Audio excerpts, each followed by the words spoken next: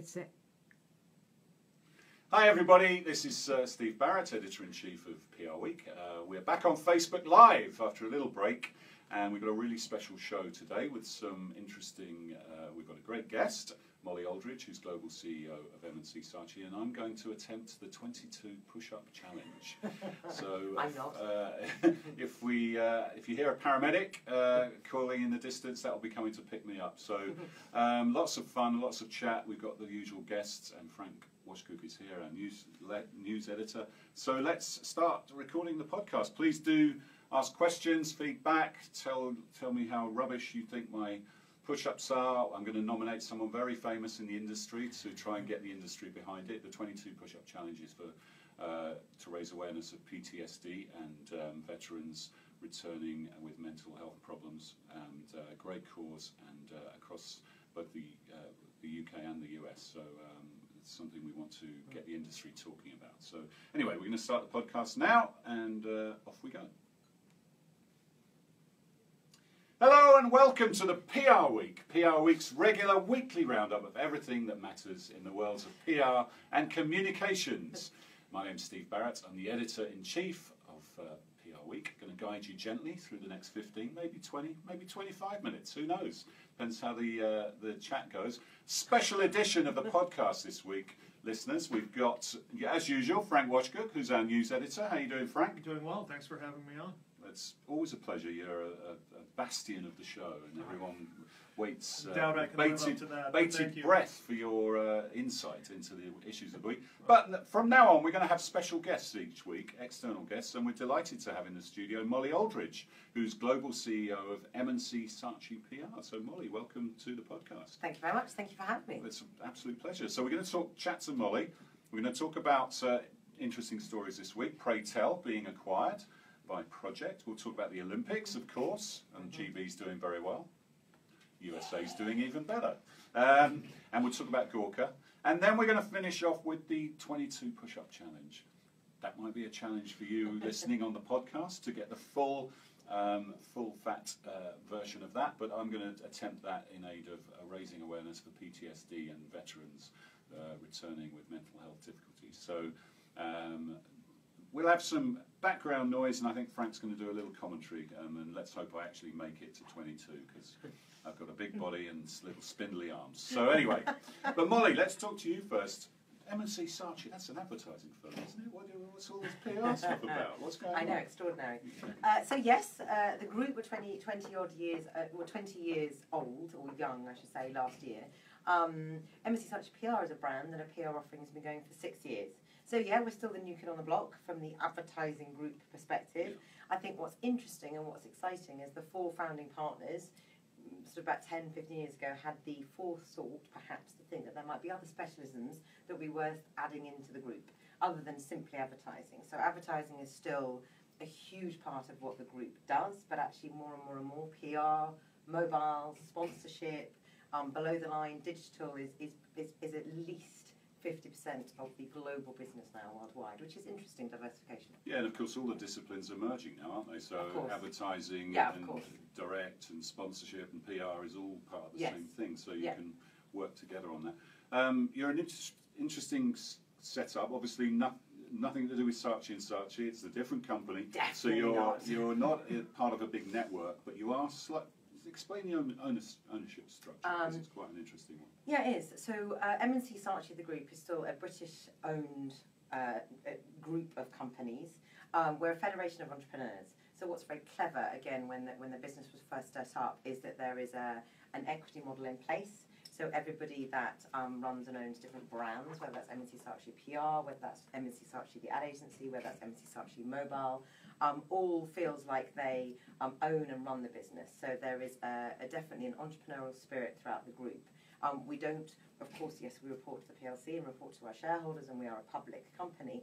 That said, having worked in other big you used to be at IPG. I used to be, in public group. Slam PR, I set up Slam PR actually in 2006. So that was a very different business model. So we don't report into particularly anyone in the US, which again is a different cultural vibe.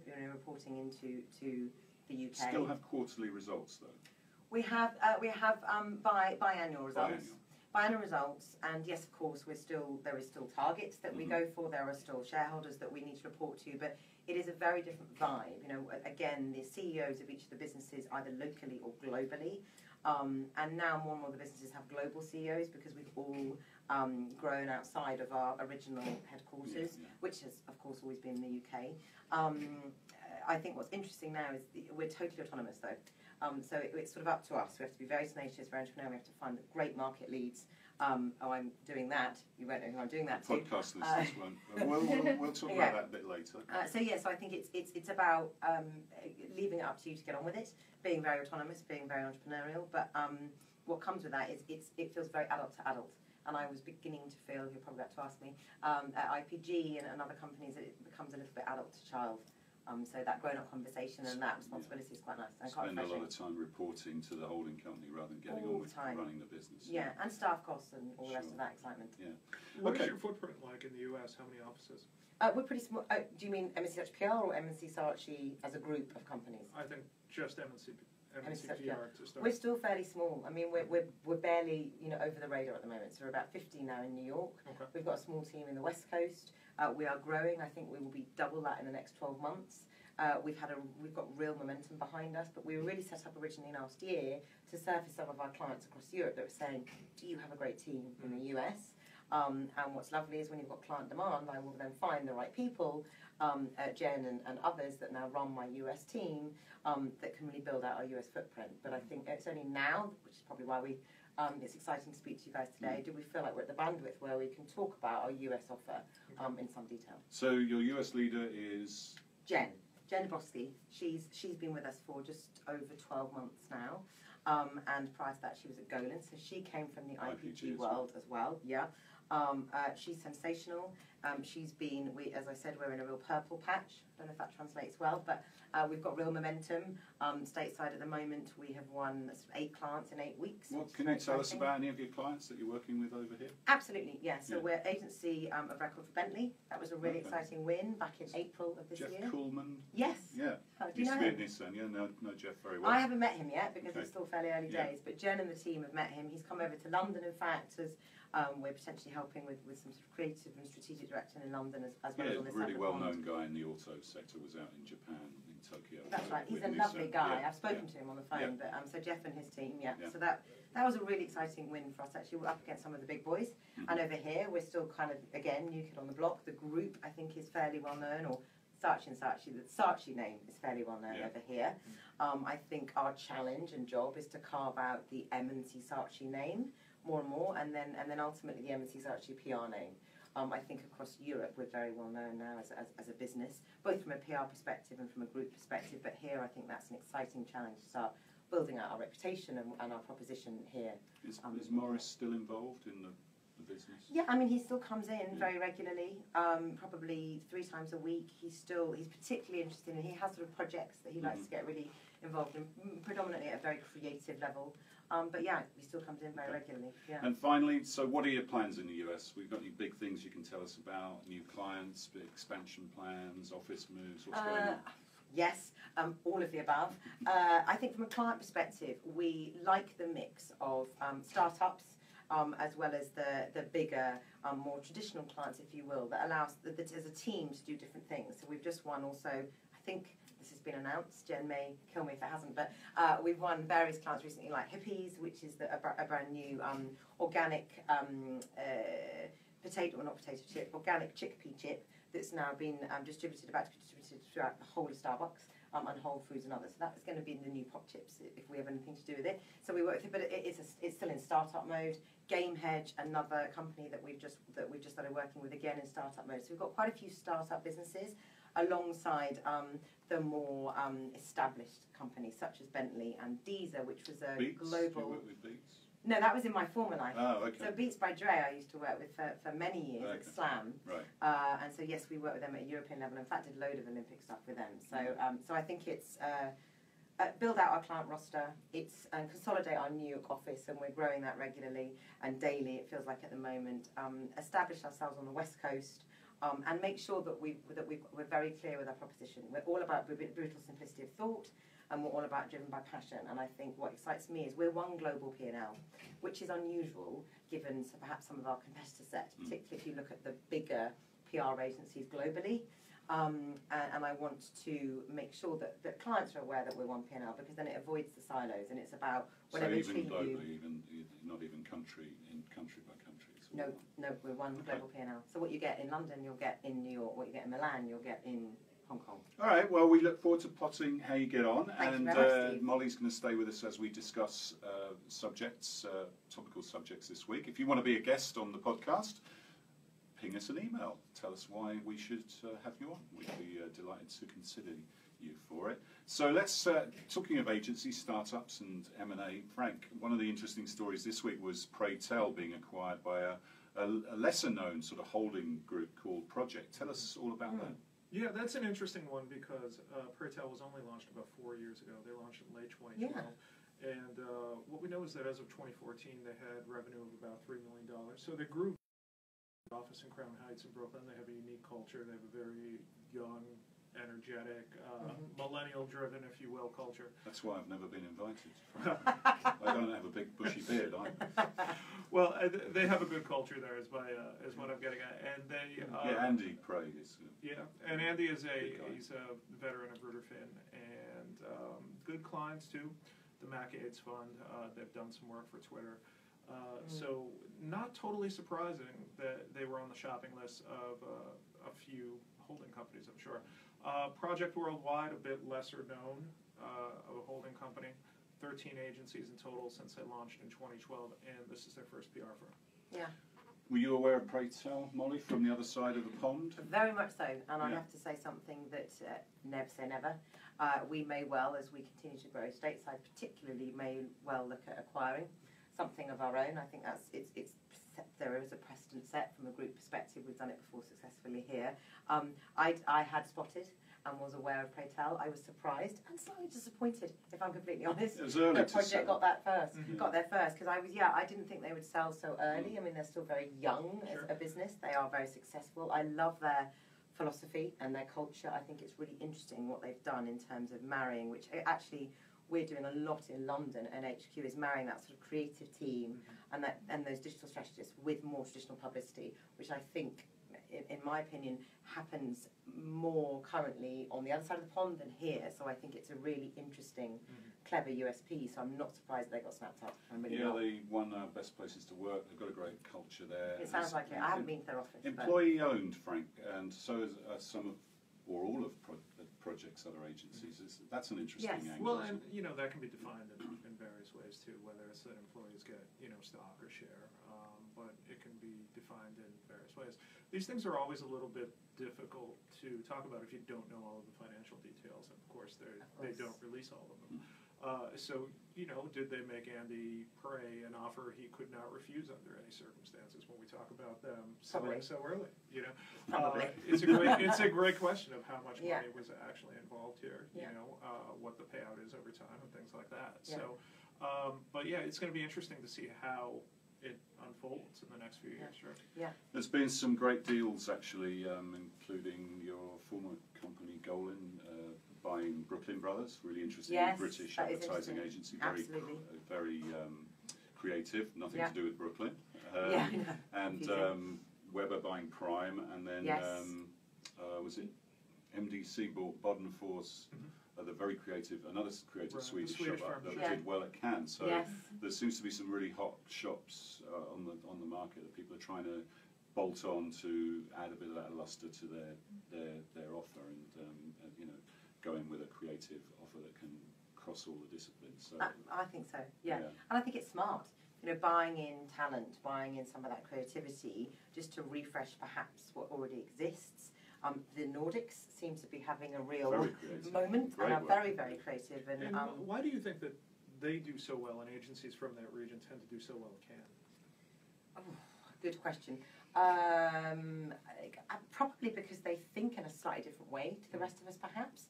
I can speak on behalf of, we have a fabulous Swedish team, and the way they approach things is something sometimes very, very different to the way we would, either in the US or the UK. So sometimes thinking in a very different way. I don't know if that's Scandinavian. I don't know if that's because the water is different over there. I don't know why, but they seem to approach problem solving in a very different way. And I think then the results and the creativity that's produced is outstanding. Yeah, the Bodenfors, I always forget the other part of their name, but Bodenfors did a brilliant... Forsman, that's it. Did a great campaign for marriage market takeover. Okay. For in China, and Okay. it was brilliant insight, and that was that one can. So yeah, definitely. And there's lots of acquisitions, lots of M&A activity going on. So we'll watch them closely. Yeah. Got to talk about the Olympics. GB is second in the medals table. Woo! Who's first? Frank? The US is. Yeah. Okay. I mean, as it should be, of course. Yeah, of course. But it's a lot of fun and lots of storylines in Rio, and I think they've done a reasonable job, given all the sort of cynicism beforehand about Rio and Brazil. Few little teething problems with the water in the pool. Someone put 150.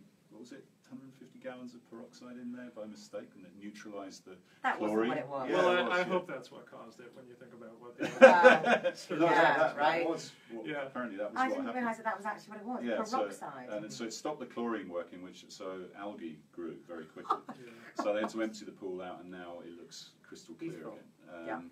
But yeah, Frank, Belize got a big bump out of the Olympics, didn't they? Tell us about that. Yeah, I think you have to give them credit for acting really quickly and actually doing the research on the athletes, knowing that Simone, the gymnast, Simone Biles, yes, from the U.S., who won the all-around gold medal last Thursday, has dual citizenship in Belize. So it was smart of them that they actually knew that. They got ready, and I think it was smart too that when our reporter Allison Kansky talked to them, they mentioned that they weren't going to be too hands-on if the Olympic team does go and visit Belize. If they're going to have a very hands-off experience, and if they want to post some pictures of themselves on the beach or something like that, that's great. But it was more like they were very happy with the publicity they got out of the tweet. They got a great reply tweet from Simone Biles, and they wouldn't put a monetary figure on it, but they were clearly very, very happy with the results they got from that.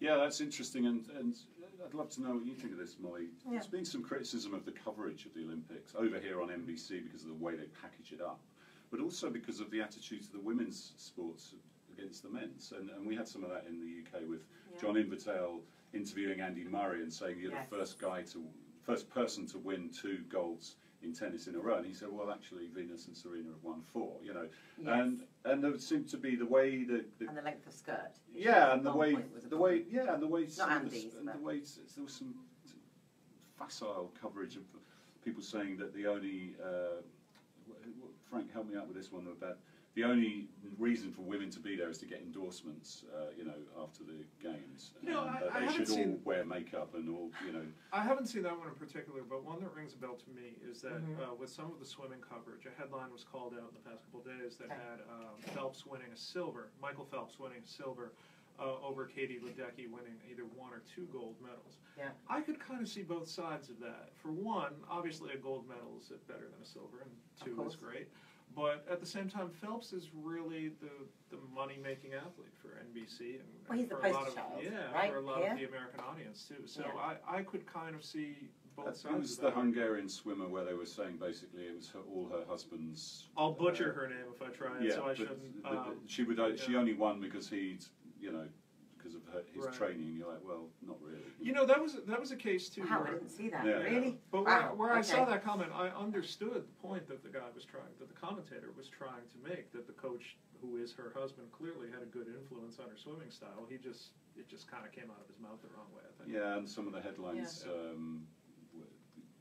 reflected that led with that rather than the athlete. But but I personally, I was in Rio for the World Cup and had a great time.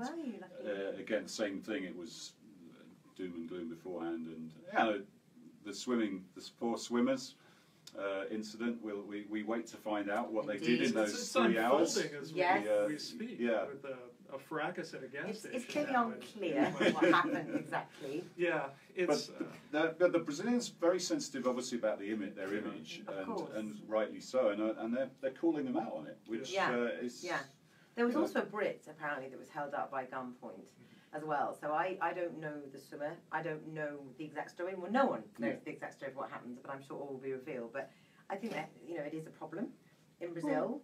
But that said, I think, but it's a problem in a lot of places. It is something that coverage has been pretty good, I have to say. Yeah, it's something I worried about beforehand, or that I wondered about beforehand. Is there a bit of a bias because it's not a North American city or a European city or a very established like Tokyo, Beijing, in that because it's in a more developing country, is the coverage going to be different because of that? And I think it was to begin with. In the lead up, it was. But half the athletes weren't going to go because of all this virus, and I think you're right. I think that was because it was Rio, the Zika and it wasn't London, and it wasn't New York.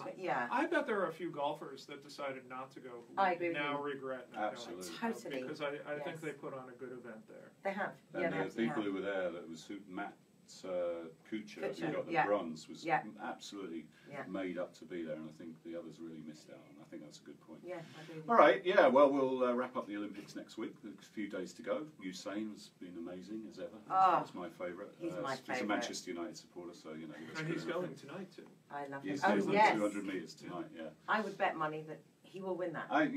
He can win that. he can win that with jogging, with his eyes closed.